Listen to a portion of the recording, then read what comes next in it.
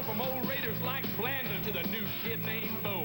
I've seen Morton through Elway, Brand, the Scrambler too, and everybody witnessed what the bridge could do.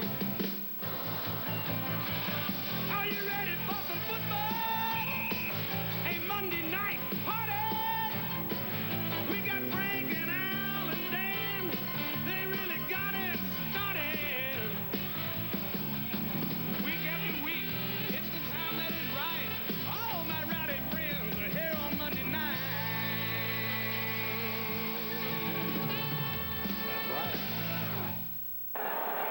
Welcome to Rich Stadium in Buffalo, New York. On a beautiful night for football here in Western New York, the temperature expected to drop into the 50s, and it's a sellout crowd, some 80,000 on hand. They love their Buffalo Bills, and this stadium will be rocking tonight. Hello again, everyone. I'm Frank Gifford. We are happy you are with us. We think we have a good game for you coming up. We have a very interesting game. We know that. The Buffalo Bills, 12-4 last year. They came within one game of going to the Super Bowl, losing to Cincinnati in the AFC Championship game.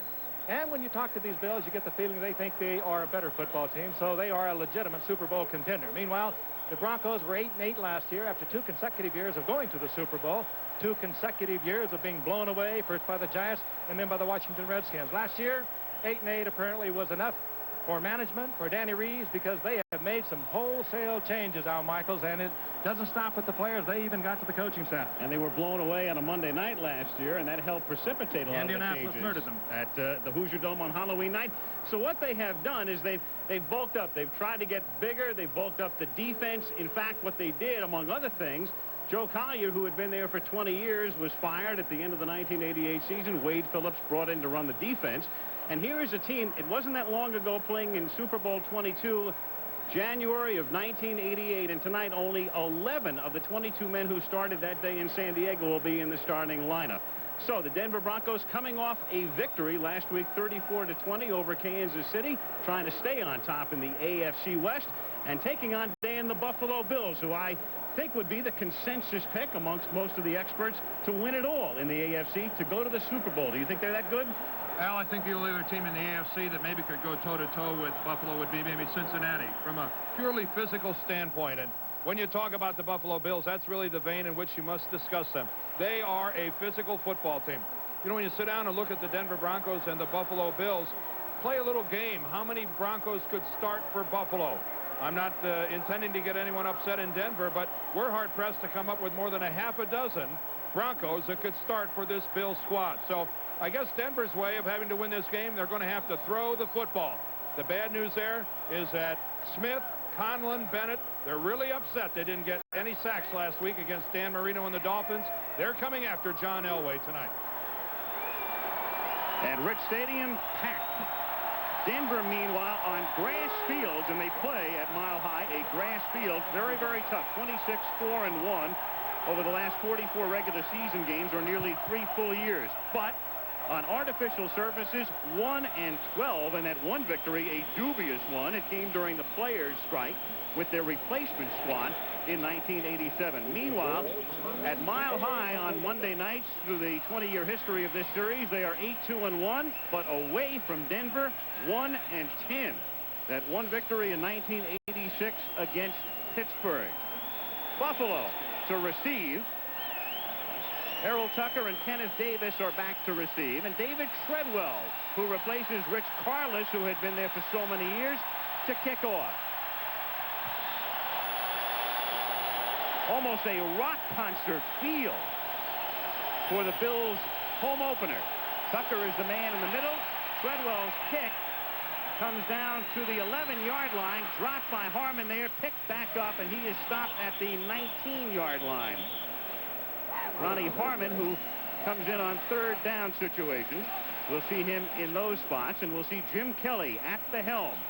Kelly last week scored his first NFL touchdown in his 4-year Bills career at the end of the game to beat Miami. Thurman Thomas, second season. Jamie Mueller, good blocker. Burkett and Reed are the wide receivers. Metzelaars is the tight end. And the offensive line, Devlin, the longtime tackle, is now a guard. Ballard weighs in at over 300, number 75. First down, Buffalo from the 19-yard line with Reed going in motion. And Kelly to put it up immediately with very good protection. The catch is made at the 21 by Thurman Thomas, who caught 8 last week at Miami. Now the Denver defense, the revamped defense, the defense now headed by Wade Phillips, son of Bum, who comes over from Philadelphia. Carricker was a Plan B free agent from Green Bay. Cragen and Townsend round out the offensive line. Brooks Mecklenburg was hurt last week, so Carl is back in with Dennison and Fletcher and the secondary. And we'll watch Atwater, the #1 draft choice out of Arkansas, the rookie free safety. Mike Harden was released, has been signed by the Raiders. This is Mueller up to the 26-yard line for a gain of 2. It'll be 3rd down and 3 for the Bills. Now, even though the Bills opened up with the pass, what we can expect from Buffalo tonight is what we always expect from Buffalo, and that is to try to control the ball game, try to run the football. They are, well, they're characterized as a conservative team, and this man is a conservative coach. He's also a winning coach, but they do like to run the football. We'll see a lot more of that. We'll see the pass when they have to use it. 3rd and a short 3 for the Bills at the 27-yard line. And timeout is called by Denver. Denver's defense has to take a timeout. They did not have the right alignment or the right number of people, and so the Broncos have to spend a timeout in the first minute and a half of the game on defense. And Dan Reeves, who was very happy last week with all facets of the Broncos' operation against Kansas City, is very unhappy, as well any coach would be in this circumstance, to waste one here. Well, what happened, Denver had 12 men on the field, and they wisely called that timeout before the ball was snapped, because the 5 yards would have given Buffalo the automatic first down. It's only 3rd and 3, and so the 5-yard penalty, 3rd and 2.5, would have easily given them the first down. So it was a mistake to have 12, but a smart play to bail out of it. Of course, the Denver defense, if you have not seen them this year, will not be much like it was under Joe Collier, who is gone now, the defensive coordinator after 20 years. He used a lot of stunting. He used Mecklenburg all along the line. It'll be a more conservative type defense. It'll be a lot of zone defense. And, of course, under Collier, you almost had to play a lot of man-to-man. But it's probably good because the cornerbacks, quite frankly, are not the strongest on the Denver Broncos. So a zone would be the preferred defense on the part of Wayne Phillips, their new defensive coordinator. 3rd and a short 3 at the 27-yard line. And Kelly goes over the middle and has the first down as Andre Reed makes the catch and takes it to the 50-yard line. Wyman Henderson on the coverage, a 23-yard pickup. Well, just when you say they're going to be in a zone, you catch them in a man-to-man, and they caught a cornerback, Wyman Henderson, all alone. This is a Plan B player, was playing for the Vikings a year ago, number 24. He goes up against Andre Reed, the best of the Bills wide receivers, certainly the swiftest, coming off a great year. And you've got a good look there at Henderson, really playing the outside, overplaying the outside route. Reed just took it inside, had all the room, and it was a bullet from Kelly. A little more open by the Buffalo Bills. That's what they had promised us here in 1989. A little more aggressive, a little more wide open. And they were shifting and had Mueller in motion, and they give it to Thomas, who takes it across the 50. To the Denver 48-yard line. Andre Townsend in on the tackle. You know, Frank, I have to laugh. Every time a team hires a new defensive coordinator, you can go to the bank on the guy saying, we're going to play an aggressive defense. We're going to go at him. That's what they say initially. Of course, it remains to be seen exactly how they'll be playing it at the end of the year. Well, he's been for the past couple of years with Buddy Ryan. He only knows one way to play that defense. If there's a big difference between the two men, it might be in their personality. Wade Phillips, a much more outgoing person than Joe Collier. On 2nd and 7, a lot of time, and then the pass is underthrown and incomplete. Pete Metzelaars pleading his case to no avail. It'll be 3rd down and 7. Jim Kelly, like Elway, 29 years old, and like Elway, picked in the 1st round in '83. John, of course, was the #1 pick of the Colts and traded to Denver. Kelly was the #1 pick of Buffalo, but opted to play in the USFL for 2 years. What a year for quarterbacks. Marino, of course, picked at the end of the 1st round by Miami in '83. 3rd and 7 from the Bronco 48. From the shotgun for the first time, and the catch is made, and the first down. Flip Johnson at the 40-yard line, and they'll spot it just inside the 41. Tyrone Braxton on the coverage. Yeah, watch this spot. This is I said first down initially, but I'm going to take a closer look right now at the spot. And so will the officials here. This time you get the zone from Denver down last week against Miami in a dramatic come-from-behind victory. So here's your first decision of the game for Marv Levy now, 4th down and inches. And this is where Marv Levy has to tune the 80,000 out. He can't get caught up with listening to the crowd, but if you look at Marv Levy, it's obvious there was no decision involved at all here. Well, you're going up against the team that a year ago was 27th against the rush. Marv Levy not only has a great defense, he has a huge offensive line. Now, he probably is thinking, if I can't get a half a yard out of this, well, then we shouldn't be on this field. Yeah, well, that's been said before by a lot of losing coaches. Yeah, a lot of out-of-work coaches. And he puts the ex-Bengal Larry Kinnebrew in there as the tailback in this set, and he's stopped. See, that's, well, at the line of scrimmage, Rick Dennison and Carl Mecklenburg right there in the middle. If I have Buffalo's defense at that position of the field, you're allowed to be a little more conservative when you're forcing Denver to go 80, 90 yards. And when you're going against an underdog like you are in the Denver Broncos, why do you take any chance that gives them an opportunity to get up? And that's exactly what's happened right now. The Broncos, an underdog right now, feel like they're the favorites. This is where we started. Orchard Park, New York, suburb of Buffalo, and it's packed. They put more than 622,000 into the stadium last year to set an NFL record, and they figure to do just as well in '89, coming off a 12-4 mark last year. Denver holding Buffalo on down, taking over at the 42-yard line. Early first quarter, no score. John Elway at the helm, and right to the air he goes with good protection, and he hits Jeff Alexander out of Southern University at the 50-yard line. So John Elway, the NFL record 5 consecutive seasons throwing for 3,000 or more yards, currently held by Marino. Elway seeking his 5th in a row. Sammy Winder is still there with the new fullback Jeff Alexander. Johnson and Jackson are the wideouts. Mathiel is banged up, and the offensive line. Melvin Bratton is in the game at the moment as Sammy Winder comes out on 2nd and short from the Buffalo 49-yard line. And Alexander runs right into number 55. No introduction necessary. Cornelius Bennett, who had his coming out party here against Denver in 1987. A good look at Bennett playing back off the line, just scrapes into the hole. Boy, it gets inside Kenny Lanier, the right tackle, and that is a big-time tackle. In-your-face football that time by Cornelius Bennett. Just kind of looking ahead tonight, he is going to be a dominant force for Buffalo's defense, not only against the run, but in a scrambling John Elway. He has great speed, Cornelius Bennett. 3rd and inches at the 48-yard line. That's Sewell in motion, and Elway gives it to Sammy Winder, and he picks up the first down, taking it to the Buffalo 46-yard line. Mark Kelso comes up to make the tackle. The Buffalo defense, the great defense, the veteran Still and Smurless, and the All-Pro Bruce Smith. Then the linebackers. They speak for themselves. Bennett and Conlon and Bentley and Talley. What a quartet. Burrows and Odoms, one of last week's big heroes. The corners, Leonard Smith over from the Cardinals last year, and Kelso are the safeties.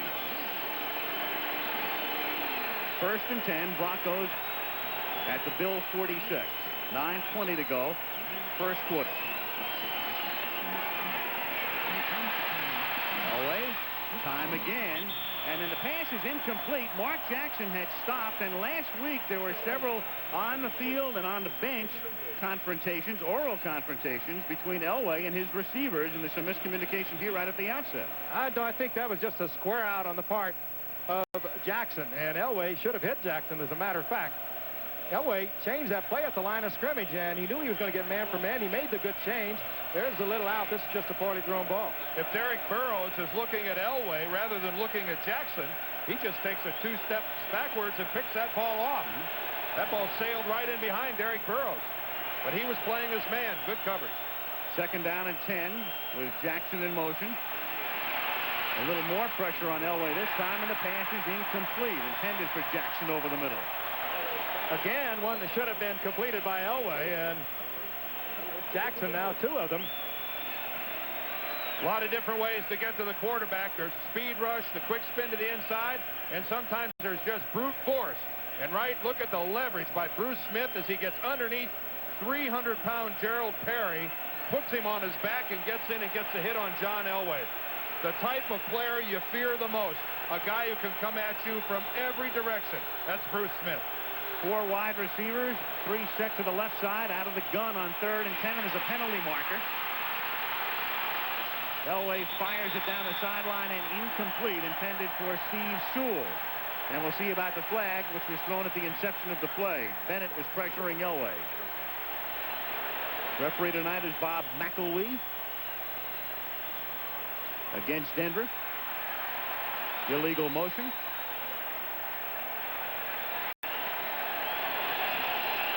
And the Bills will decline it. Illegal motion, number 60, offense. Penalty is declined. 4th down. Well, you talk about how some plays have ramifications on down the line. That's Gerald Perry. Remember, he got put on his backside the last time. Good look at him there, rocking out early, trying to get the head start to square up on Bruce Smith. Top of your screen, Cornelius Bennett flushing Elway out of the pocket. He hurries the throw and brings out the punting team. I said at the top of the show, Buffalo was upset last week. They didn't get any sacks on Dan Marino. Not that anyone does, but they were going to take it out on Elway tonight. Mike Horan went to the Pro Bowl last year. A booming angle kick and I think a beauty, in as much as it didn't get to the end zone, and they will mark it at the 5-yard line. Near perfect kick by Horan. 41 yards, pins Buffalo deep. 8:53 to go, first period. Over Buffalo on a very clear night. Home opener for the Bills, coming off their scintillating win last week at Miami. Each team 1-0, and strangely, they are 2 of only 3 teams after 2 weeks of play in the AFC that are unbeaten. Cleveland is the only other right now, and after tonight, there will be just 2. From the 5, Kelly back to pass, and it's off the hands of Reed, covered on the play by number 24, Wyman Henderson. Second down. Same route that they ran on their last possession, where it was a completion to Reed. Just the inside post pattern to Andre Reed. Same coverage by Wyman Henderson, but he doesn't react to the outside as much. Knows how much more quickly he's in position to make that move back to the inside. It was a good throw by Kelly, but superb coverage that time by Wyman Henderson. Second down and 10 from the 5. No score. 8:49 to play in the first quarter. Thomas picks up 3. And his forward progress to the 7. And he's ridden all the way back by Mecklenburg. Goodyear Blimp. High above Rich Stadium, which opened in 1973. The Bills used to play in old War Memorial Stadium, which is still standing, but just barely. They have begun to demolish it. Dan and I both played there at one point. That's where they filmed the movie The Natural, is it not? Believe so. The lights all blew up. Hope that doesn't happen here tonight. Third down and 6 from the 9 with Reed in motion.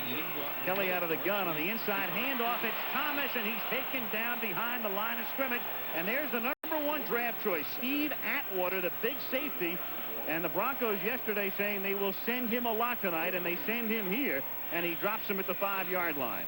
Well, one of the things the Broncos told us is that they were going to line up in a lot of 8-man fronts, and that's an 8-man front when your free safety is right up just 2 or 3 yards off the line of scrimmage.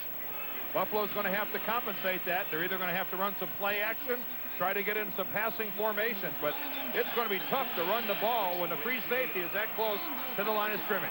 John Kidd, who had a punt blocked in Miami and it was turned into a touchdown last week, gets off a short kick. It takes a Denver bounce and is downed at the 38-yard line by Steve Tasker. So great field position for Elway here. He'll begin it at the Buffalo 38. Scoreless first quarter, 7:29 to play. Next week, Riverfront Stadium, Cincinnati, mounting yesterday to rout Pittsburgh. Next Monday, the Bengals and the Browns. Denver has it at the Buffalo 38. No score halfway through the first quarter. First and 10, Broncos. And with Alexander in motion, this is Sammy Winder to the 35-yard line. Ray Bentley in on the tackle. Sammy Winder approaching the 5,000-yard mark in his career. And there he is, the venerable back, and there he is, the 57th player now with 5,000 or more rushing yards. And the amazing thing is he's the only one of the 57 who has never averaged 4 yards a carry in any one season. And only 38 yards last week in their game against Kansas City. Denver did not move the ball well on the ground at all. 2nd and 7, and you got a penalty mark, and you can see Alexander was well across the line. And there's Bentley over there to take Winder out of bounds, and we've got a flag at the end of the play as well. Well, Alexander, even if he wasn't across the line, was moving forward at the snap of the ball. Even if he was still behind the line of scrimmage, he's still going to draw the flag. He was moving towards the line of scrimmage at the snap. My guess were asking kind of, well, were they going to bring anything else out? And I had paid good money, to have these services. There's the procedure call against Denver and the personal foul call against Buffalo.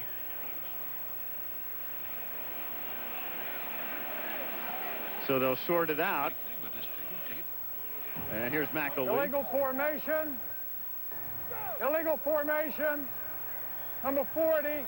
Personal foul. Unnecessary roughness. Number 50. That's a 5-15 situation. Enforce the 15-yard penalty against the defense. 15 yards. Automatic first down. Okay, look at the right of your screen. Watch number 40, Alexander. He makes a break towards the line of scrimmage to block Cornelius Bennett before the snap of the ball. Now watch Ray Bentley, number 50.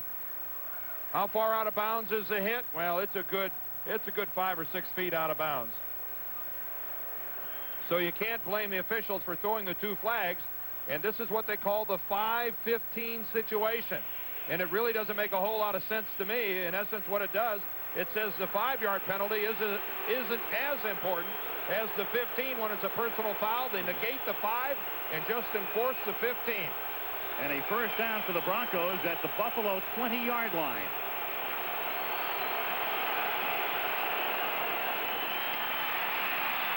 Elway rolling and throwing, and it's dropped by Clarence Kay. He couldn't hold on at the 5-yard line. Well, don't hang any blame on John Elway on that throw. He had an option on that. John could have pulled that down and probably got to the 10-yard line, close to a first down. And nevertheless, he had Kay wide open. Big number 88's a huge target.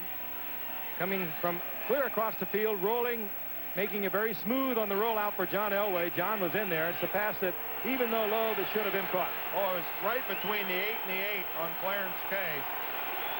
John Elway continues to be brilliant on the roll. And on 2nd and 10, the pass is short and intercepted by Odom, who picked off 2 last week.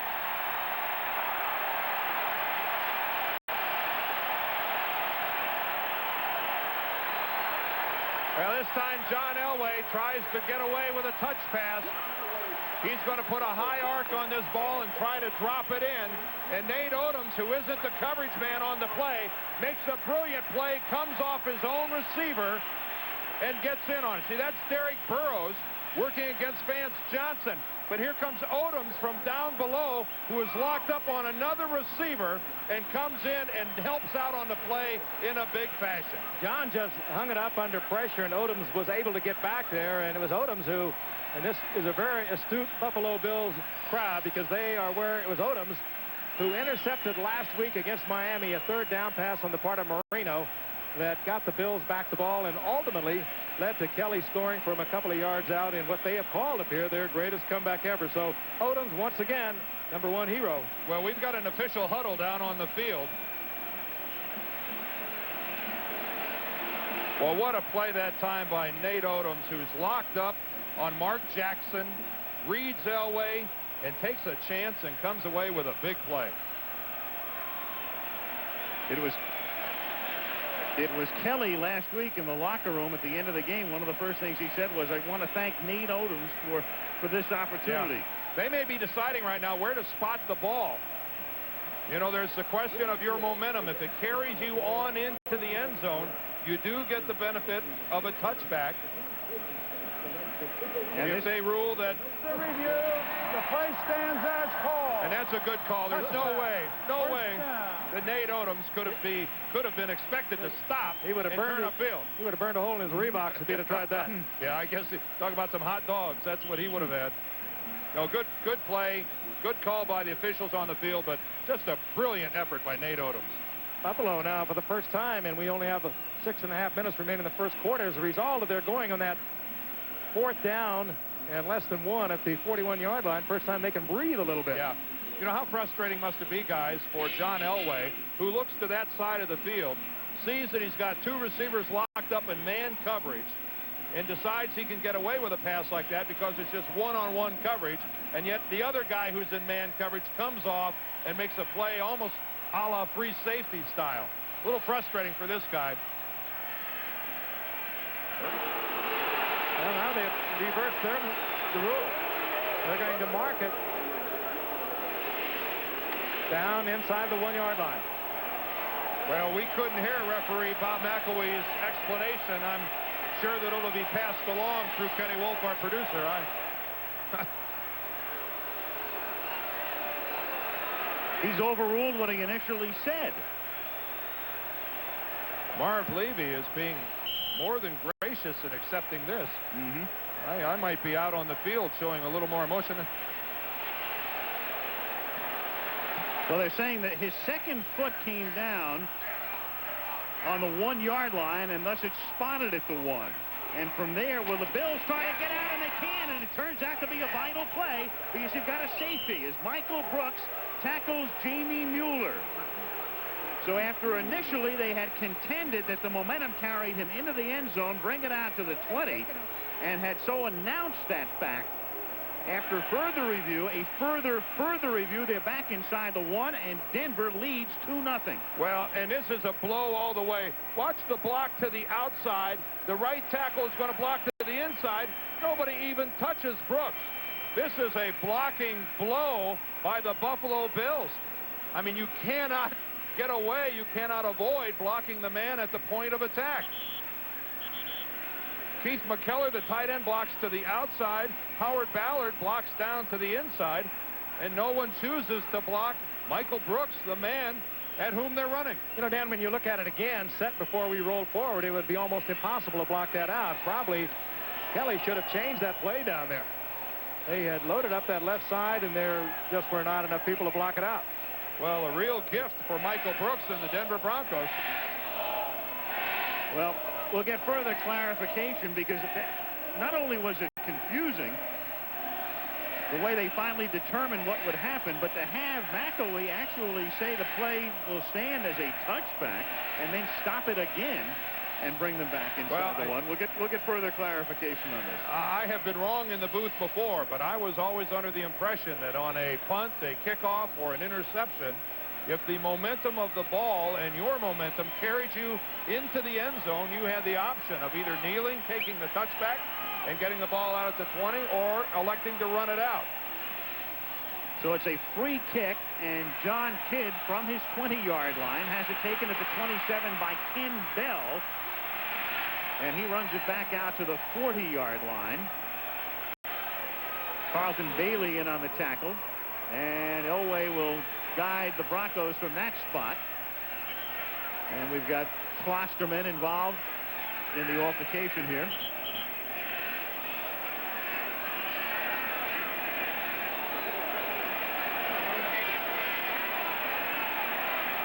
And Burrows as well, who you'll recall was thrown out of the AFC Championship game last year against Cincinnati early on. He's still, of course, complaining about that call against Odoms. So now Denver taking over at the 39-yard line. Broncos ahead 2-0 with 6:19 to play in the first quarter. Crowd still upset over the call that took the ball back to the 1. And Sammy Winder exploits a little bit of a hole for a gain of about 5. He is stopped by Talley and Bentley. Well, this is 44. This is a point in time, guys, where if you're on the Buffalo defense, you have to look at that as what's passed. And complaining, getting into shoving matches, and everything along those lines isn't going to do you one bit of good right now. You've got to realize that you're up near midfield. It's time to get down to business. Put the emotion of what happened behind you and get down to the business of stopping the Denver Broncos. For Denver, what a golden opportunity here. They didn't want to play catch-up football. They now have the opportunity to get a decent lead. 2nd and 4. And were they drawn? Smith and Smerlis coming across in tandem. Encroachment, 76. Defense, 5 yards. There's no doubt about that. Freddie Smerlis across. No one on the Denver line moved. John Elway with a hard inflection. The hard snap count. And well, when you're only 18 inches away from the quarterback's mouth and he's got a great set of lungs, it's tough to stay still. And it's not the first one that John Elway's been able to get. No.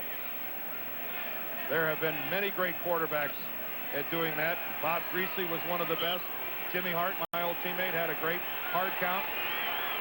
He is an all-pro encroachment inducer. At the 50. On 1st and 10. Elway, Alexander is wide open and takes it to the 42-yard line. He's tackled there by Ray Bentley. Jeff Alexander, wrist injury. They had him on IR all of last year. He's out of Southern University. And, of course, they had Tony Dorsett, but he's gone for the year with a knee injury. So Sammy Winder, along with Alexander and Melvin Bratton and Bobby Humphrey. And we'll see him before this night is done. Their #1 pick in the supplemental draft and the revamped running attack for the Broncos. Dan Reeves told us one of the reasons we'll see Bobby Humphrey is that he plays so well on artificial turf. The Broncos play on, there's Bobby Humphrey there, the Broncos play on natural grass at Mile High, and this is AstroTurf here at Rich Stadium in Orchard Park. 2nd and 2 with Mark Jackson in motion. And Elway again getting good protection and has a first down, hitting Jackson at the 36-yard line. Bentley again in on the tackle. First down, Broncos.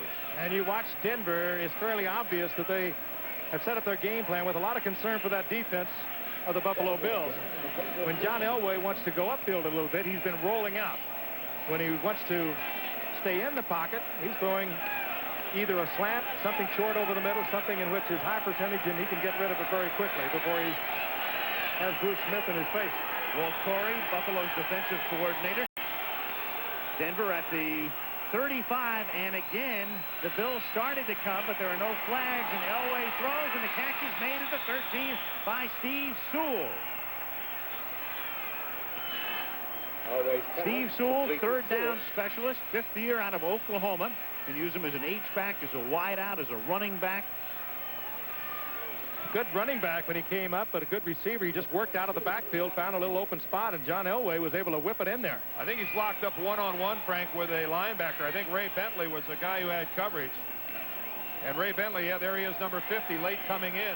Sewell gave him a little head fake to the inside, took the outside, and Bentley was frozen. 1st and 10, Denver at the 12-yard line. Vance Johnson in motion to his left now.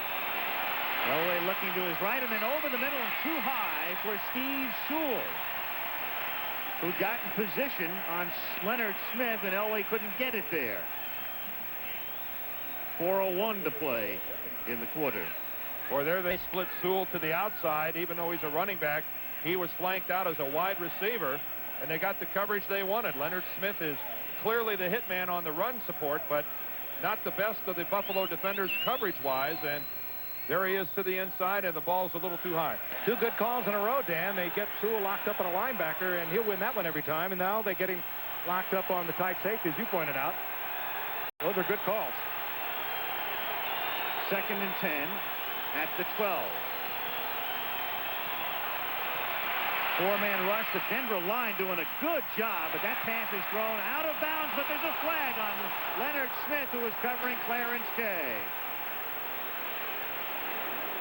And Leonard Smith hits Clarence Kay a good 2 yards out of bounds. Leonard Smith, the former teammate of mine with the St. Louis Cardinals, if he ever had one negative to his playing style, it was his ability to take the personal foul. He would take the cheap shot. Foul, unnecessary roughness, 46 And defense. folks, that's way out of bounds. That is totally an unnecessary play by Leonard Smith. A great guy, really active here in the Buffalo community, and maybe the best trade the Bills have ever made as far as getting a quality player for not giving up a whole lot. But that's a stupid penalty. And it probably is why he is here in Buffalo, wouldn't you say, Dan? Oh, he has added so much to this team, and Marv Levy will be the first guy to tell you he has changed the way our entire secondary plays. But you can't make mistakes like that. And is that the reason, that the type of situation that the Cardinals found made him expendable? It aggravated Gene Stallings, but you know what? For a player like Leonard Smith, I put up with a lot of aggravation. That's a poor trade by the Cardinals. First and goal, Denver at the 7-yard line. Sammy Winder threads his way down to the 3. It'll be second down and goal with 3:48 to play in the opening quarter, and the Broncos on top 2-0. Sammy Winder, 8th year out of southern Mississippi. A typical week for him last week, as we mentioned, the only of 57 players in the history of this league to rush for 5,000 yards, and yet never averaged 4 yards a carry.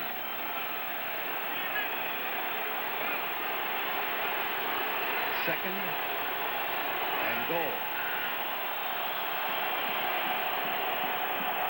Jackson in motion. And again, it's Winder, hit at the 5 and driven back. Shane Conlon stopped him, and then Talley and Bentley finished him off.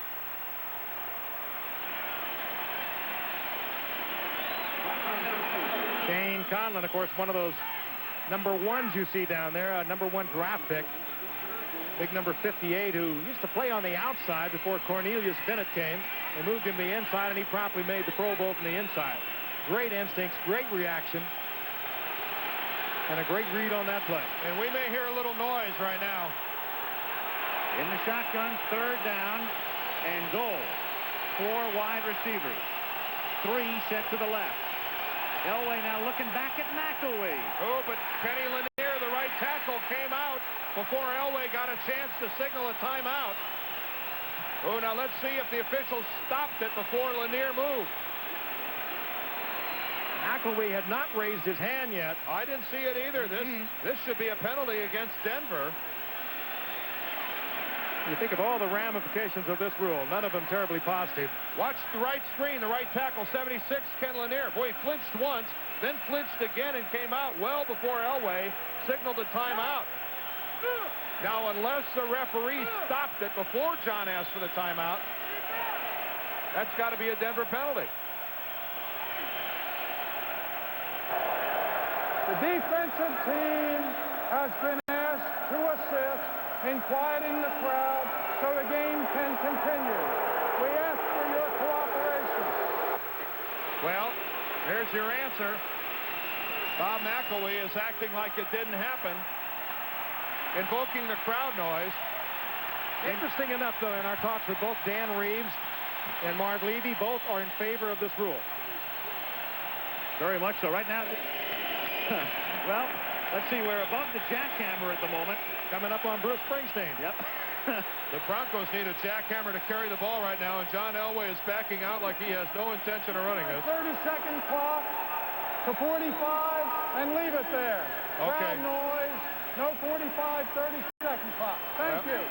Bob McElwee suspending the time clock. The Broncos have all the time they want to run this play. It's third down and goal from the 5-yard line.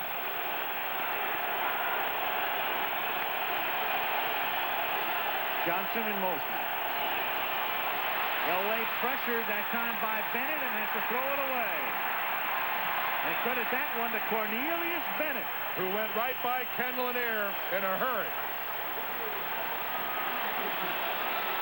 Bennett with that tremendous speed working around big Ken Lanier. Watch 76 and watch Bennett.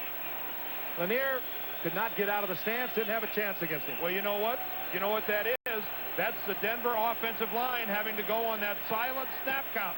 Lanier, the right tackle, is having to look inside. He has to move on the snap of the ball rather than the sound of his quarterback. The crowd noise right there cost Denver that play. Credit the Bills fans.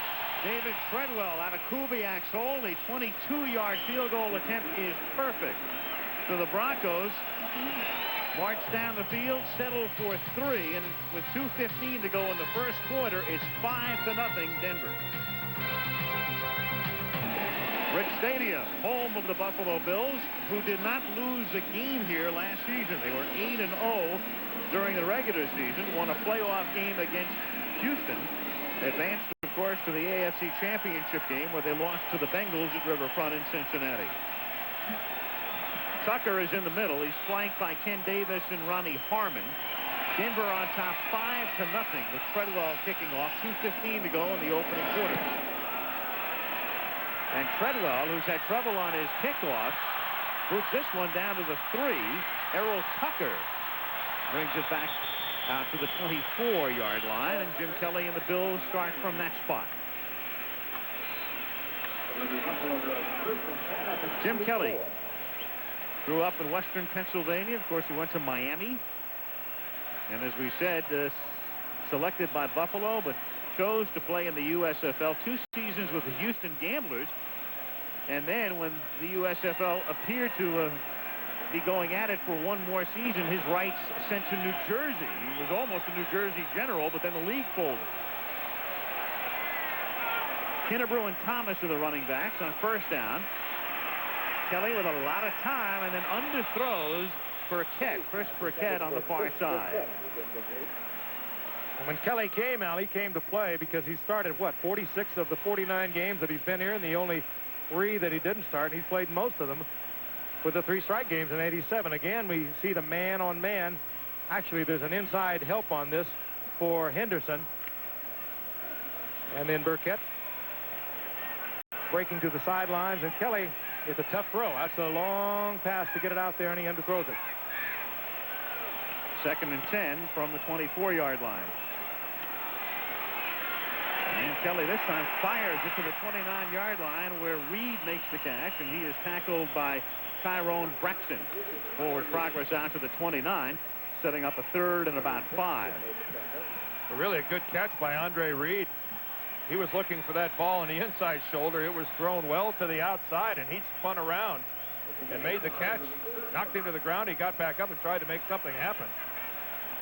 That's one of those plays that no one will really think about after the game, but boy, it sure shows you what kind of receiving skills your people have. And that time, Andre Reed, that was a Pro Bowl catch. 71 catches, a Bills team record last year. 3rd down and 5. Kelly scrambling and out to the 34-yard line, very close to a first down. Fletcher and Mecklenburg converge on the tackle, and if they spot it right there, I don't think he has it. And this time the Bills don't even think about it. They'll be punting it on 4th down and half a yard with 51 seconds to play in the quarter. Tells you something about that Denver defense, though, Al. They only have 1 starter from a year ago back there, and that's in Dennis Smith. There was plenty of time for Kelly to deliver the ball. He had great pass protection. Nobody was open. One starter coverage in that secondary. Ken Bell back to receive, calling for a fair catch on the punt off the foot of Kidd, and he makes the catch at the 34-yard line. 33-yard punt with 29 seconds to play in the quarter. And the Broncos, a touchdown underdog on top 5-0. Let's go back to the interception earlier. And there is the rule. If the intercepting momentum carries the defensive player into the end zone, the ball is next in play at the spot of the interception. So Rule 11-4-1 is really separating an interception from a punt or a kickoff return. Now let's take a look at it here. There's no question about the fact that both feet are down in the field of play. There's a second foot down beyond the goal line.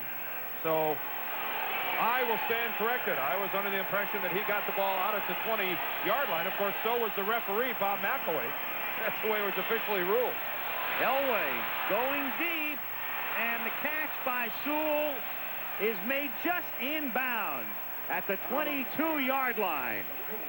And he got position that time on Leonard Smith and makes a great catch along the sideline, a 43-yard pickup. Well, things like this don't happen by accident. It's clear that the Denver Broncos are looking to get this matchup between Steve Sewell and Leonard Smith. Leonard Smith with a lot of cushion to start with, but what a pass from John Elway over the outside shoulder. Sewell doesn't break stride. It really wasn't bad coverage by Leonard Smith. Just a perfectly executed pass route and throw. First and 10 Denver at the Buffalo 22-yard line. And now it's Alexander as the wide receiver on the bottom. And that was Johnson in motion. And it's Sammy Winder carrying to the 16 on what will be the final play of the quarter. Shane Conlon. And you notice that ever since Buffalo didn't make it on that 4th and short, this entire first quarter has been played in their end of the field. The Denver Broncos have been living in Buffalo territory this whole quarter. To Buffalo's credit, however, they come out of this first quarter, and it could have been a disaster. They come out only down by 5. Into the first quarter. We'll return to Monday Night Football after this message from our ABC station. Second quarter beginning. Al Michaels, Frank Gifford, Dan Deerdorf, 5-0 Broncos as we start the second quarter. And it's second down and 4 for Denver at the Buffalo 16. End around. Mark Jackson has the first down, and Jackson is out of bounds at about the 9-yard line. The wide receiver, Jackson, coming around to pick up the first. It'll be first and goal for Elway and the Broncos. Those are the numbers, and as you see, Denver has put the big numbers on the board, but I'm really impressed with the way this game plan has been conceived on the part of Denver. Of course, Danny Reeves definitely involved with Chan Gailey, but they have been able to lock Sewell up against Leonard Smith. They come with the reverse now. That'll slow down the pursuit, slow down the pass rush. So far, good-looking stuff on the part of Denver. First and goal, Jackson in motion. Sammy Winder picks up 4, takes it to the 5, runs smack into Fred Smerlis, number 76. It'll be second and goal. Well, if you ask most football experts coming into this game, who is the more physical, who is the more dominant team on the line of scrimmage, I think everyone would have agreed that it was the Buffalo Bills, and yet so far in this game, it is the Denver Broncos that are actually out-physicaling the vaunted Bills. That's a good example of it right there. 4 yards on a first down play down by the goal line. Second and goal, Denver at the 5. Alexander stays in to block, but Elway still has to move to his right, and then the pass is incomplete, intended for Jackson, and the play busted up by Derek Burrows. And Jackson wants a flag. That time it was Smerlis who penetrated, forcing Elway out of the pocket.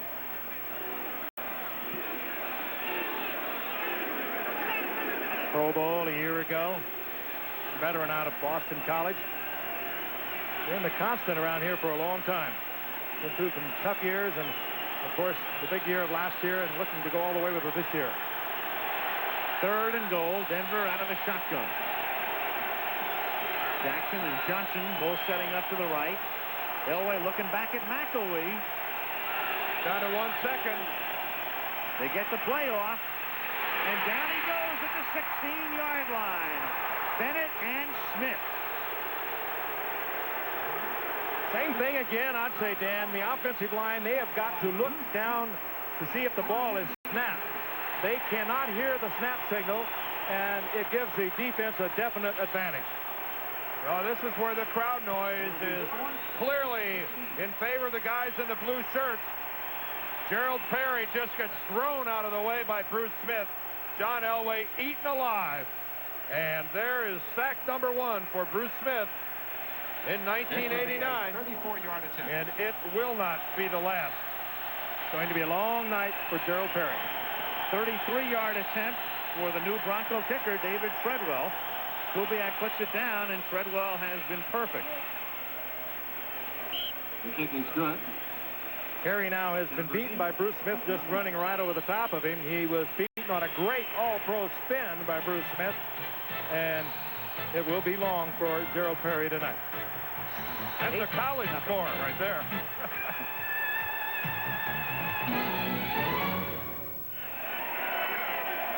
I did that little interview with Mike Tyson on our Wide World of Sports set a couple of months ago, and he is an avid football fan, especially the Steelers, as you just heard. I wonder if he is still a Steelers fan.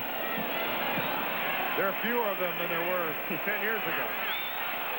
Kickoff taken at the 2-yard line. Errol Tucker brings it back out to the 24. And Smith getting credit for that last sack of Elway. Denver settling for the field goal.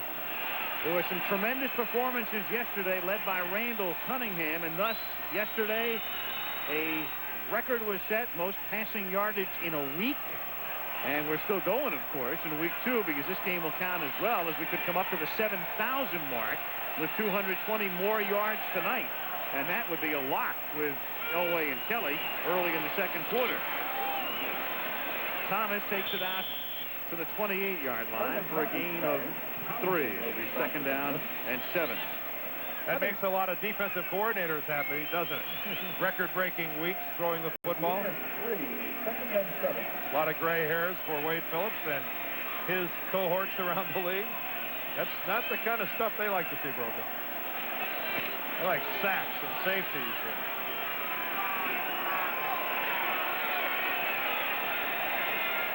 Second and 7 from the 28-yard line.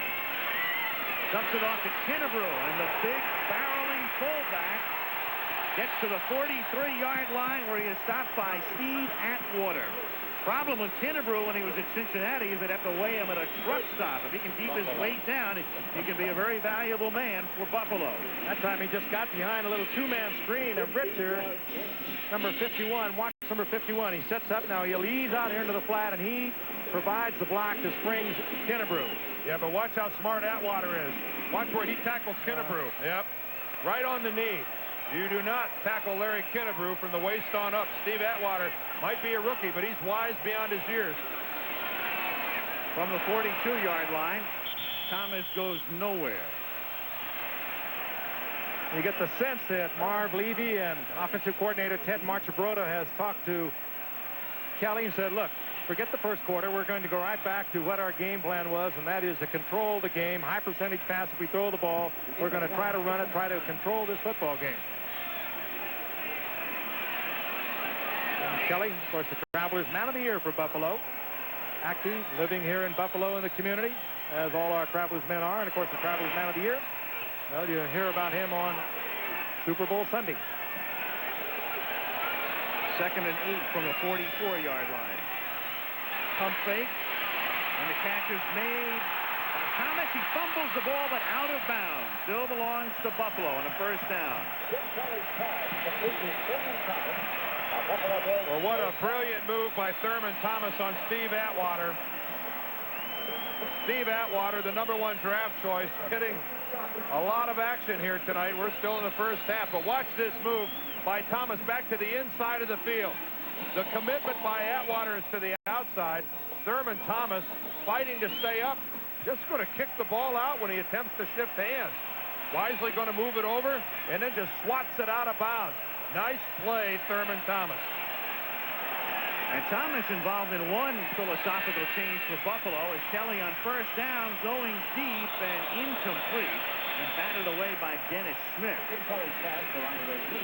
Overthrown, intended for Metzelaars, the tight end in the area. One philosophical change for Buffalo. They're going to throw a lot more to Thurman Thomas. The graphic came up. He caught 18 balls all of last year, or about 1 a game. But last week he caught 8, and tonight they've thrown to him twice. I don't think there's any question about it. He's the principal part of the offense. He became a starter a year ago as a rookie and replaced another starter and a good football player, Ronnie Harmon. He's a lot of offensive weaponry, Thurman Thomas.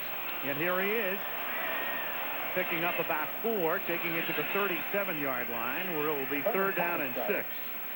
Thomas rushed for over 800 yards as a rookie. And as you mentioned, Al, they didn't really have him much into the game plan as a pass receiver. But this year, obviously, they're going to utilize him as a receiver. Buffalo doing what they want to do now, and that is hammering the ball on the ground. Kelly missed on a moment ago when he had a receiver wide open. But again, a high percentage pass route. Well, they at least have to feel good about the fact that they're on Denver's side of the field. 3rd and 6 at the 37. Denver leading 8-0. Kelly for Reed, off his hands and intercepted at the 25-yard line by Wyman Henderson. And then the ball winds up dead at the 36-yard line. And it's still Denver's football. Well, that's just a high throw from Jim Kelly, and he knows it. Boy, look at the frustration on his face. And a good pass to get rid of your wide receiver, Andre Reed. He led him right into a tremendous collision. You see right there on the part of Dennis Smith, and he will really wobble you. Reed, however, got to his feet and was in on the play. Yeah, the ball was thrown a little high. The ball was thrown a little out in front of Andre Reed, and that's really the type of throw where you must protect your wide receiver. But look at the ball just lay there. And a good break for the Denver Broncos. They cover it off. And it was Kip Carrington who came in to make the recovery at the 35-yard line. The ball nobody wanted.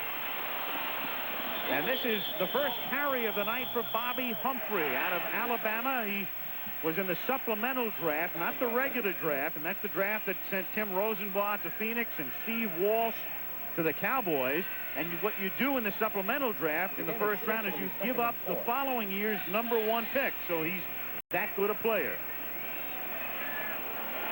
Great player in Alabama, and the word is that we get he's very good on turf. Was a Heisman contender at the start of the '88 season, but re-injured a foot that he had hurt in '87 and didn't play for a couple of games. 2nd and 4 at the 42-yard line with Jackson in motion. Here's Humphrey again. And Humphrey showing his speed, getting inside the 40, inside the 30, and ridden down to the 25 by Nate Odoms. And a good, strong move by Humphrey to hold on to that football as Odoms was tackling that football when he took him down. Boy, and what a block he got to spring him. I think it's Melvin Bratton who's lined up on the wing. Look at the top of your screen. It's Melvin Bratton who's going to come in and make the block right there. Right there you see the block on Leonard Smith that allows Humphrey to break away. Well, we see Odoms are trying a little Lawrence Taylor slice at the ball. But Humphrey held on For a 33-yard pickup. 1st and 10 at the 25. Now Elway to the air. Elway going deep, looking for Sewell, but throws it out of bounds, and he was blanketed by Leonard Smith. Well, that time Leonard Smith just ran Sewell off the field. That was superb coverage, excellent coverage by Leonard Smith. There's a flag down on the play. I think he just took him out of bounds, and the flag is down. Well, once they were into the end zone, let's see where the hold took place. What they were doing in the end zone was fine. Let's see where he got him. Let's see if we can see where the hold takes place. Sewell makes his break to the out. Oh, there it is right there. He reaches inside with the right hand. But that flag was actually thrown way upfield. And I'm sorry, guys, that's out of bounds. There's a look at the coverage there, but and he threw the flag right there. But that's where the flag was also thrown. I'm sorry, that's not all that bad a coverage. It gives them an automatic first down at the 20-yard line with Johnson in motion. And Elway firing to Jackson at the 9-yard line for a first down. Mark Kelso in on the stop. And Elway protected well, and that time a nice block by Jeff Alexander as they keep him in the backfield. Jackson working against Derek Burrows, and he just pulled up to avoid the linebacker. And let's take a look at it again. Now watch the flag. Referee on your official on your right. Here's the flag. Is going to come in right there. But they're already out of bounds. I mean, I understand. I mean, that's contact. There's no doubt there's contact between the two. But that's hardly what I would call a flagrant penalty against Leonard Smith. You see much worse than that all the time that doesn't draw a flag. But nonetheless, it's all Denver so far. First and goal from the 9. Blitz is on, but he gets the throw off to Johnson, and he walks into the end zone for the touchdown. And 80,000 have been stilled at Rich Stadium as the Denver Broncos come into town. A touchdown underdog in this game and an extra point away from a 15-0 lead with 8:06 to play in the first half. Vance Johnson is in motion, and I want you to watch him right here. He's going to come to here, come back, and then go back out, and it's his little stutter move behind the line of scrimmage that's going to screw up the defense of the Bills, because look how wide open he is.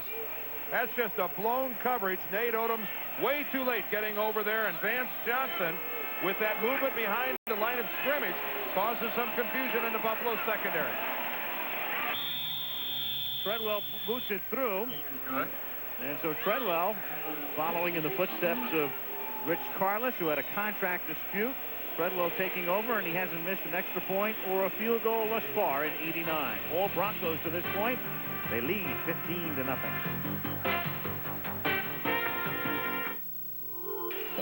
Denver Broncos on top 15-0 with 8:06 to play in the first half in Buffalo.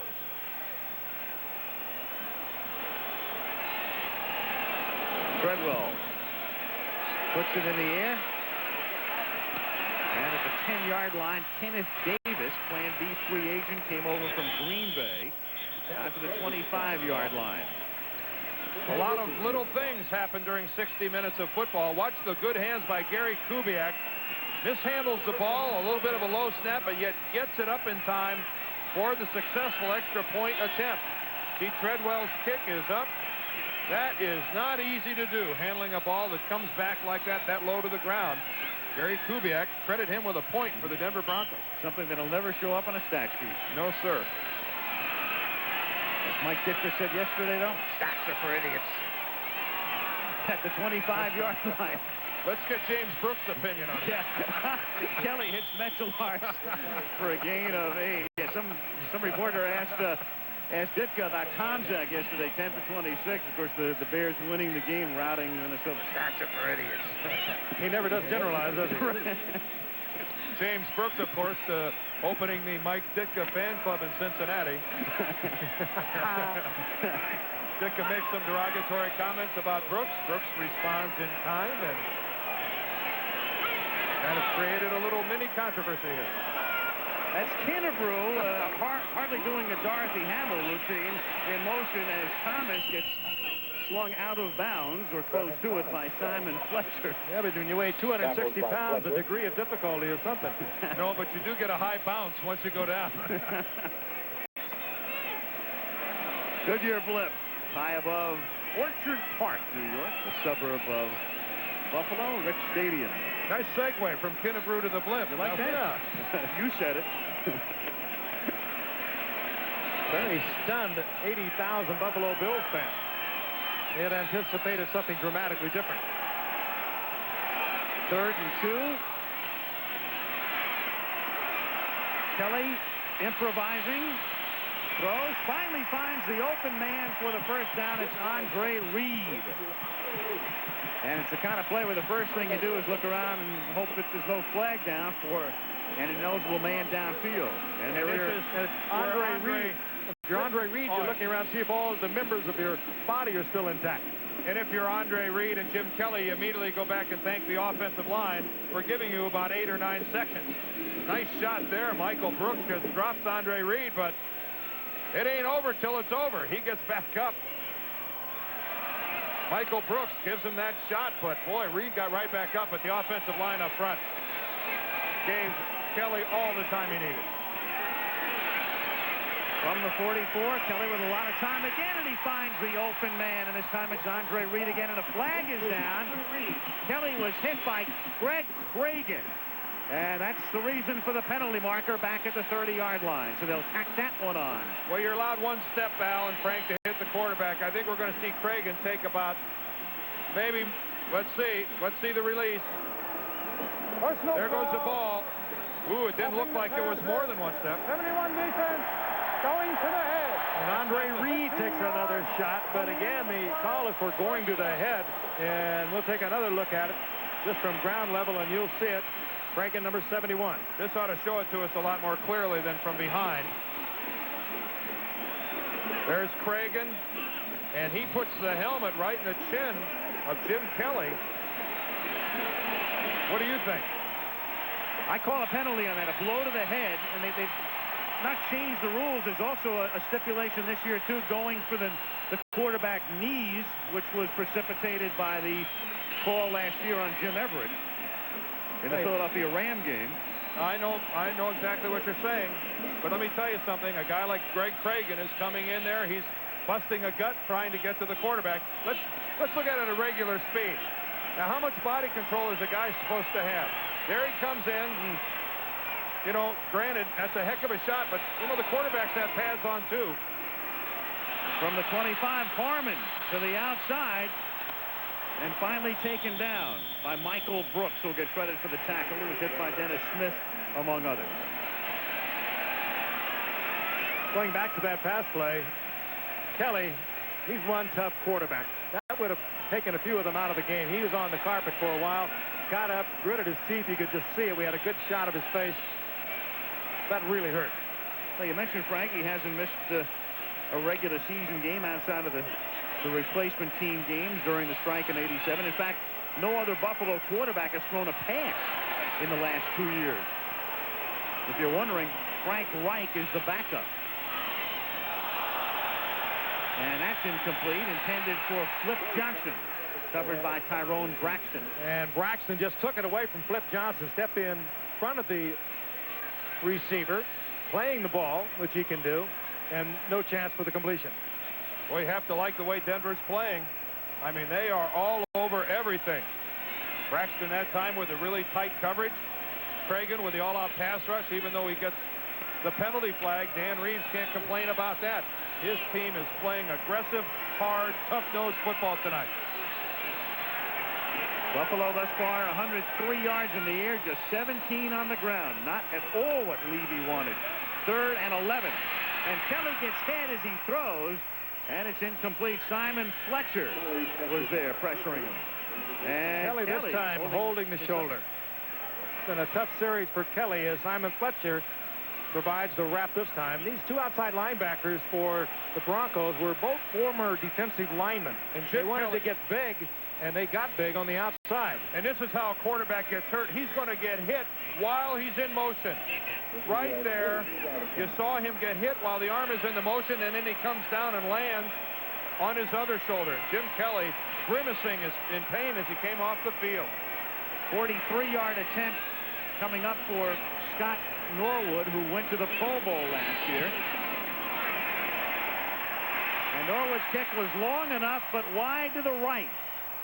And it's been that kind of a half for the Buffalo Bills. With 5:29 to play in the second quarter, they work on Kelly.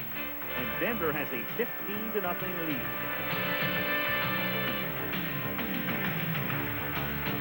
Sideline as we come back to Rich Stadium. Some of the people around here got a little crazy with Dan's remarks concerning the Buffalo weather last year. I don't understand it. I don't either. Oh, nice. Wonderful weather up here. It's before I get killed. How could it be any nicer here than it is today? It couldn't have. You found out walking the street today, didn't you? I went for a walk today, and the people here have a sense of humor. I mean, everybody takes it all in good fun. Great football town, Buffalo. Had a great sense of pride in their community. Well, they better have a quarterback who can play with pain, because Jim Kelly's hurting right now. Denver has it at the 25-yard line after the missed field goal, and Elway shoots it out to Jeff Alexander for another big gain as he rips it out to the 46-yard line. He's stopped by Darryl Talley. Big Saturday of college football upcoming. The day game, beginning at 3:30 Eastern and 12:30 Pacific, will feature the Buckeyes of Ohio State, and their band is here tonight, taking on the Trojans of USC. And then at night, prime time, the Michigan Wolverines trying to rebound from the Notre Dame defeat, taking on the Bruins of UCLA, who had to come from behind to knock off San Diego State the other night.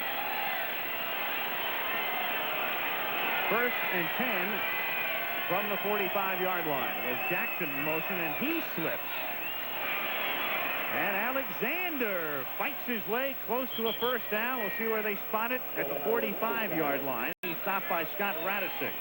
And if I were defensive coordinator of the Buffalo Bills, Walt Corey, and I'm not, of course, but I would be quite concerned that we watch Buffalo. We watch the videos of the game against Miami. This Buffalo defensive team that was #1 in the AFC a year ago has been dominated now, basically all except the fourth quarter of that game against Miami last week. And they have been pushed around. They've been beaten by the pass. They've looked totally inept at times. And certainly not the kind of a defense you would expect from the #1 team in the AFC, and they are not showing it at the moment. Second and less than a yard, basically a free play for Elway. And we'll see if he'll go to the air and use it down here. No, he'll just keep it on the ground, and he'll send Bobby Humphrey through the middle to pick up the first down to the 43-yard line. Meanwhile, here's Kelly warming up on the Bills sideline. And as we just got finished saying, no quarterback except Kelly has thrown a pass in the last couple of seasons, except for the strike period when Kelly walked out with most of the rest of the Bills. There is the backup quarterback, Frank Reich, and the report from the sideline is that Kelly is all right and will be back in.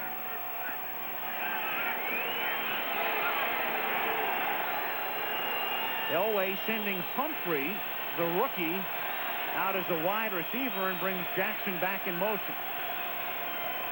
And then he gives the ball to Alexander, and all of that dancing and darting didn't fool Bruce Smith,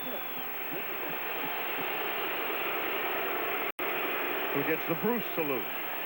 Yeah, those aren't boos. That's this Orchard Park crowd saluting Bruce. The bad news, I guess, for Denver, Bruce Smith is to their left. The good news is that Reggie White isn't the other way. You know, it really is, I guess, one of the great conversation points surrounding the NFL right now is who's the best defensive lineman in the game? Is it Reggie White? Is it Bruce Smith? Is it Keith Millard? Lofty company. Second and 11. No flags. Bills nearly jump.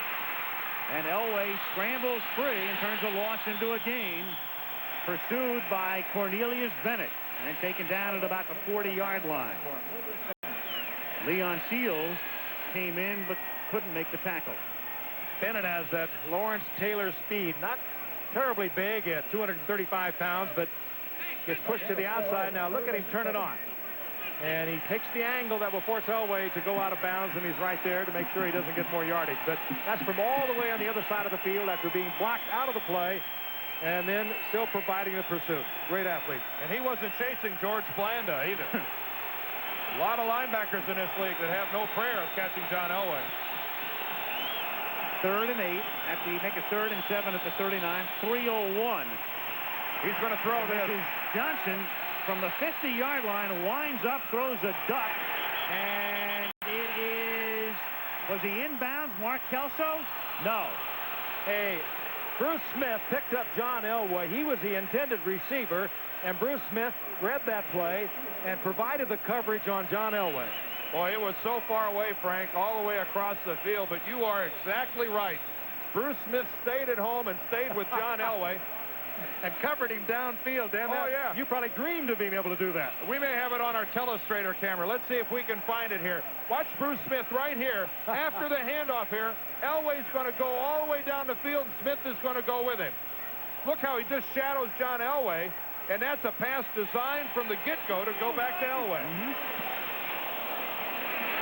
Mike Horan, who booted one out of bounds at the 5 earlier. This one is considerably shorter. And they line it up. Officials still marching back upfield and stopping at the 22-yard line. And Kelly does indeed come back out for the Buffalo Bills with 2:45 to play in the half. A 17-yard punt by Horan. Well, you're at the stage of the half with only 2:45, and you're at the place on the field where you're going to have to air the football. And this will be, I doubt there'll be much of a delay in finding out whether or not Jim Kelly's arm is all right. It was obvious to anyone watching that he was in a great deal of pain coming off the field. Bills have all of their timeouts remaining. Reed makes the catch. Down he goes at the 31, tackled by Tyrone Braxton. A little short of the first down. So spotted at the 32-yard line. It's second down and less than 1. Kelly from the gun and again throws this one over the middle. Same play except Reed coughs it up. Braxton is there. He can't recover it. It's still loose and Denver has the football. Randy Robbins. Charlie Trask to move to Andre Reed. Fumble recovered by Denver. They come right back with the same play and it works perfectly again except for the outcome. Randy Robbins recovers the fumble for Denver. Robbins, who had an interception last week against Kansas City to stave off a drive that could have forced a Denver loss, was right there to make the recovery. The hit provided by Wyman Henderson and Dennis Smith. Ball is loose, and Ronnie Harmon, number 33, can't get back to get the ball. Boy, look how close he came to getting it, but Randy Robbins came in with the angle. You know, it was really a fine catch by Andre Reed. The ball low out in front of him. An excellent effort of keeping his feet after the catch and then trying to make something happen. Coughs it up. Boy, what a frustrating game this is. 2:15 to go in the half. Denver has 2 timeouts remaining, and this is Sammy Winder, stopped by Bentley after a gain of 5 up to the 45-yard line. This will take us up to the 2-minute warning, but Denver, no way are they going to sit on the ball. They're going for more points. A very quiet 80,000 spectators here at Rich Stadium. And the reason why is evident. 15-0.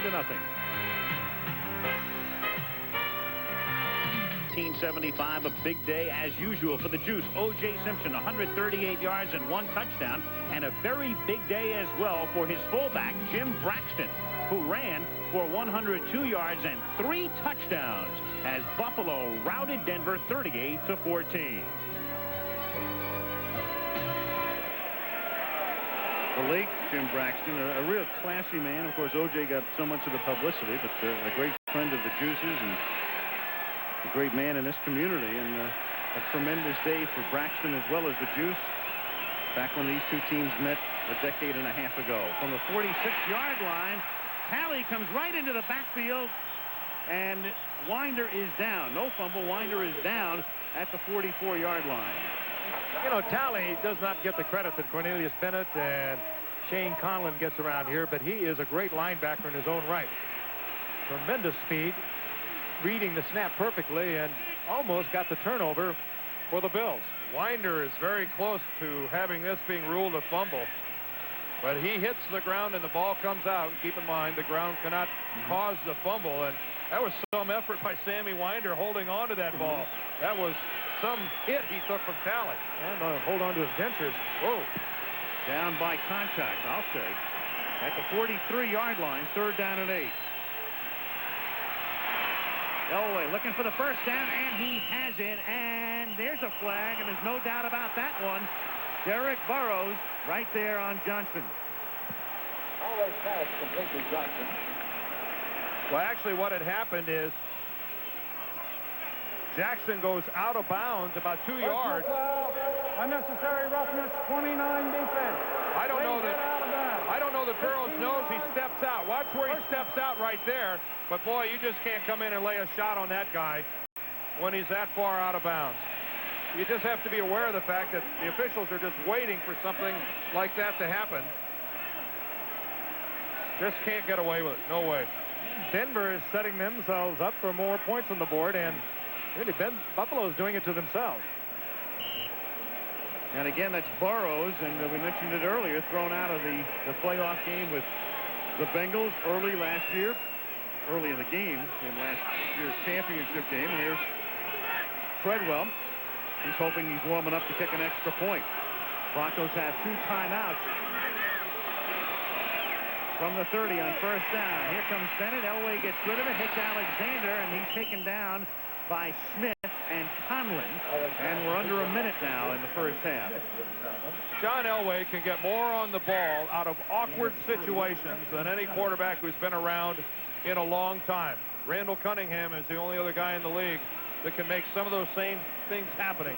But I don't care if you're talking about running to your left and throwing back to your right, dropping straight back and throwing a 40-yard bullet off of your heels. John Elway is the master at throwing out of tough spots. It is remarkable.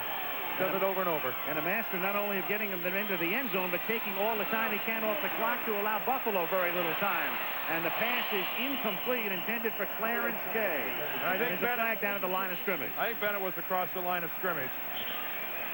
Whether he was pulled across, I'm not sure, but Cornelius Bennett kind of took a half step across the line.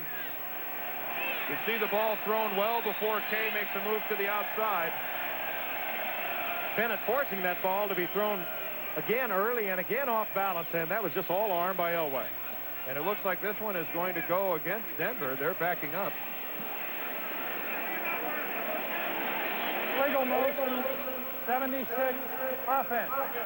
Penalties decline, third down. And of course, pulled Bennett off. It did appear as if Bennett was offside, but it was the tackle right in front of him, Ken Lanier, who got out of his stance prematurely. Watch the bottom of your screen, 76. There it is. That's all it takes. Your hand doesn't have to come up or anything else. Just a little rocking back in your stance. That is an illegal movement if you're an offensive lineman. 2 words. You have to be down and set. And of course, the defensive man, he'll read that. That owes him the green light. 3rd and 7 from the 27. 3 receivers set to the left and 1 to the right.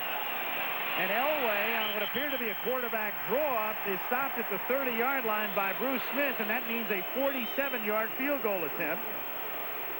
And Denver will just let the clock run down and take the timeout. If Buffalo wants to save some time, they should take the timeout here. I think they want to let the clock run. They want to go in and regroup. This has not been exactly a stellar performance in the first half by the Bills. We'll have to see if that's ruled a sack. Out of the shotgun formation, I would assume that it is going to be ruled a sack. So that'll be Bruce Smith's 2nd sack of the night tonight against John Elway. Mind you, at halftime, we are going to continue a feature that we're going to be running throughout the year. Last week, we let you pick the top run that we have witnessed over the history of Monday Night Football, and coming up very shortly, you get a chance to vote on the greatest kickoff return, and Lynn Swan will be with Randall Cunningham, who could not have done any more than he did yesterday in a wild and woolly thing down in the nation's capital. Cunningham, 5 touchdown passes, got him a brand new contract with a whole lot of zeros after it, and he'll be with Lynn. I wonder if one of my kickoff returns will be in there. I'm a rookie with the Cardinals, and I'm back in the wedge, and they kick the ball to me. And I just fall on it, thinking I'm still in college, where once you're down, you can't advance it. There wasn't a player within 25 yards of me, and my own teammates are trying to pick me up and get me to move. You can vote for that one on a 976 number. I had 1 return for 0 yards. Yeah, but it had a lot of heart. Oh, yeah, I smothered that, baby. Here's Treadwell with Kubiak holding 47-yard attempt. And it is straight enough, and it is long enough for Treadwell, who is now replacing Carlos, 5 for 5 in field goal attempts in his 2 games. And 5 for 5 in extra points as well. The first half is all Denver, and as the teams lead the field, it is now 18-0. Little prediction. It'll be a different Buffalo football team that comes back out in the second half. We can only hope. Well, if it isn't, there won't be anyone watching anyway, so. Well, they reveled in their tremendous comeback last week against Miami. They'll certainly get an opportunity to do it again here, but an awkward first half for the Buffalo Bills, and give the Denver Broncos a lot of credit. Decided underdogs in this game, 6.5, 7-point underdogs, and they have played like champions here tonight. Remember early in the game, 4th down, yard to go, less than a yard, 41-yard line of Denver. They were stopped by the Denver Broncos, and nothing ever went right since. Well, the winner of this game will join Cleveland as the only unbeaten team in the AFC after 2 weeks. And back we come after this message from the NFL and a word from our ABC station.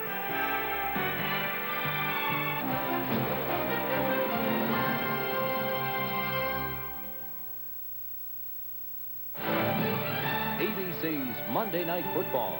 The Denver Broncos versus the Buffalo Bills.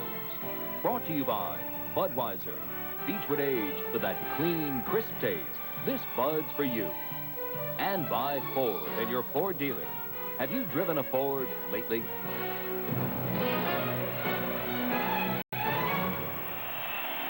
Second half beginning. Al Michaels, Frank Gifford, Dan Dierdorf. Monday Night Football, Orchard Park, New York, home of the Bills, who trail 18-0. And Denver will get the ball to start in the second half. As Scott Norwood puts it in the air. The third quarter is underway. And to the near side, this is Bobby Humphrey, the Alabama rookie, out past the 30 and all the way out to the 39-yard line.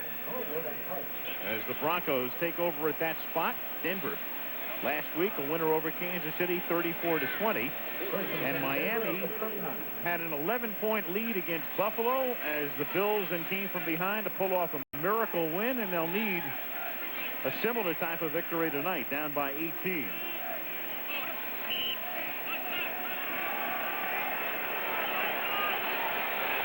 Elway and the Broncos at the 39-yard line.